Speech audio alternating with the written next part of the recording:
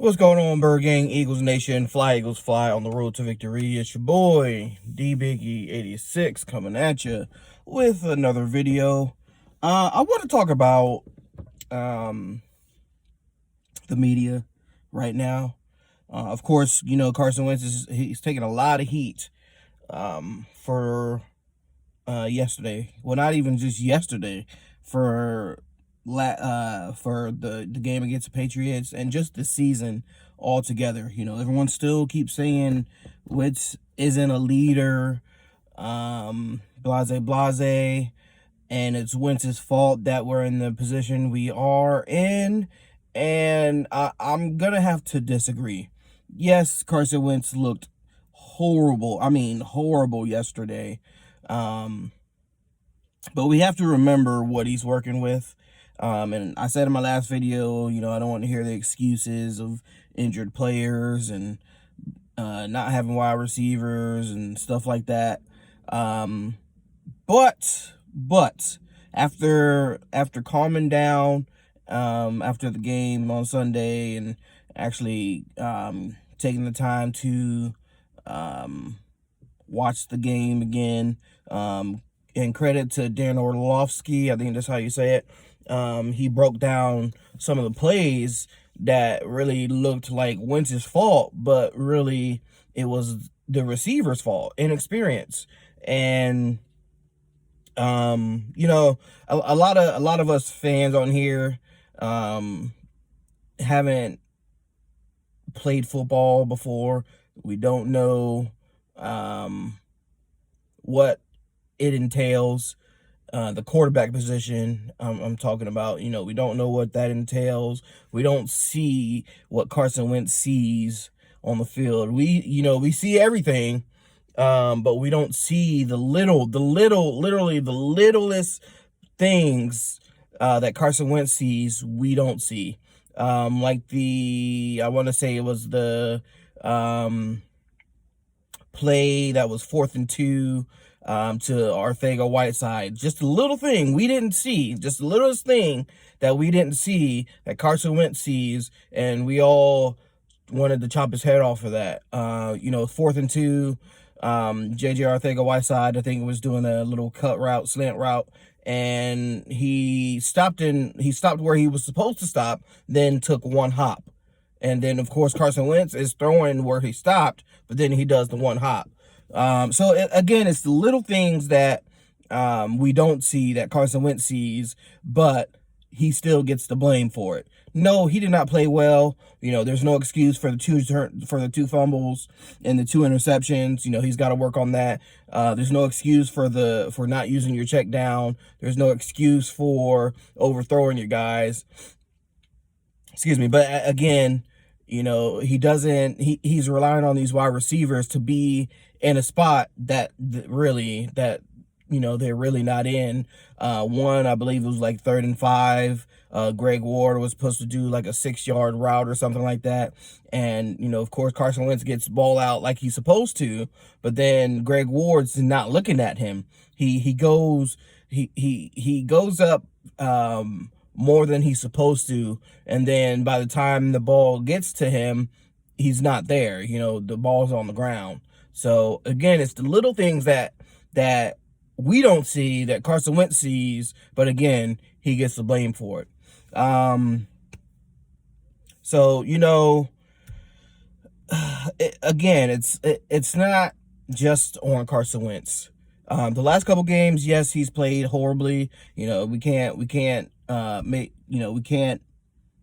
guess, give him a pass on that. But when you relook at it and someone actually explains what happened for that play to mess up and this play not to go right, then you get a new perspective on what Carson Wentz sees.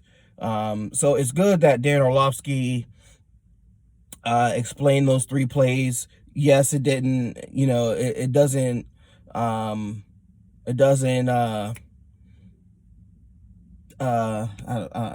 sorry. It doesn't excuse the fact that Carson Wentz had a bad game, but, you know, now we see why his game was bad just from those 3 plays. So, you know, for all these ESPN commentators on First Take and what have you saying that it's Wentz's fault or 5 and 6, they can go die in a grease fire, because it's really not all Carson's fault.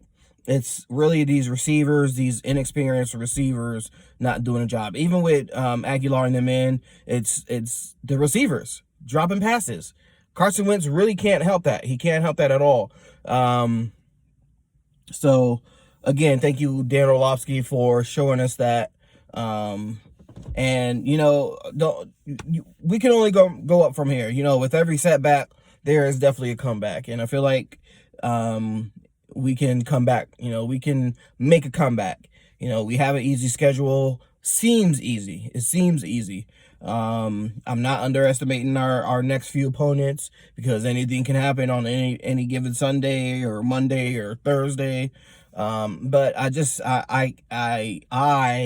pray we can just take care of business. You know, if we don't win the East, if we don't make the playoffs, it won't be a bad thing. If we do make it, great. But I'm ready for us to come back. You know, this Philadelphia Eagles team is definitely better than what they're showing. Injuries is really our kryptonite. These injuries from not even the start of the season, from training camp and everything else, you know, we've been riddled with injuries. So unfortunately, you can't help an injury. So not really much we can do. And then, of course, Carson Wentz is working with what he's got. You know, in the game yesterday, he didn't have his top 3 receivers. He didn't have Jordan Howard. Brandon Brooks went out with his illness. Lane Johnson was out. Then you got rookies playing. One rookie playing on the right side, Andre Dillard, playing on the right side where he should not be. He should be on the left side. And then he's in this horrible stance, like giving the play away. So by the time Dillard is out of his break, the Seahawks defender is already at Carson Wentz. So Dillard just played horrible. They don't need to put him on that side. I'm glad they took him out, but they should have never put him on that side. He should have stayed on the left side where he was doing fine, and that's it. So Jordan Matthews was released today. Kind of surprised, but really not. I'm guessing they're hoping that Nelson Aguilar and Alshon Jeffrey are going to be able to return. I think I'm pretty positive that they're trying to make room for Crayvon LeBlanc, because I believe he's going to be coming back. So we'll just have to wait and see. You know, it would suck for Jeffrey and Aguilar to not be ready, and we just got rid of a wide receiver that we really could need. Yes, Greg Ward is balling. I hope we can see more of him. I hope they can get him more touches. At the end of the game yesterday, J.J. Arcega-Whiteside started to show improvement, so I'm hoping they can get him more acclimated. And again, this is what we need. This is what the Eagles need: younger guys. We need younger players that'll be here for a while, not get injured too quickly. So, like I said, the old is out with the old, in with the new. I'm telling y'all, if we get younger on this team, we will be dominant. We will be a lot better than what we are right now. Because, again, the injury bug is killing us really bad, and it really sucks. It really sucks. So, if we don't go anywhere this season, you know, I just feel that they're going to clean house next year. You know, Mike Grove, for one, has to go.